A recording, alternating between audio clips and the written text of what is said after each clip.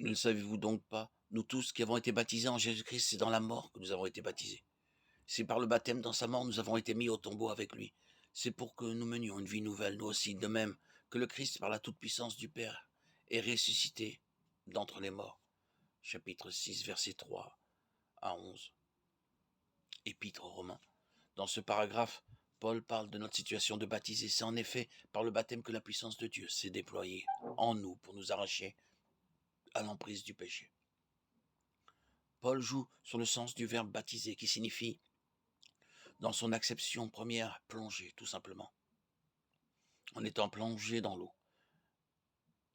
Les baptêmes se célébraient alors par immersion. Le baptisé est plongé dans la mort du Christ, qui est un refus du péché, d'une humanité dominée par le péché. En sortant de l'eau, le baptisé surgit vivant pour Dieu comme le Christ ressuscité. Le baptême est une mort. Par le baptême, nous laissons Dieu nous dépouiller d'une vie qui refuse d'être don gratuit pour être seulement convoitise. Cette convoitise est la volonté humaine de prendre par soi-même ce que Dieu a pourtant promis de nous donner. La convoitise supprime le signe qui fait que la vie est reconnue comme un don que la mort ne peut effacer.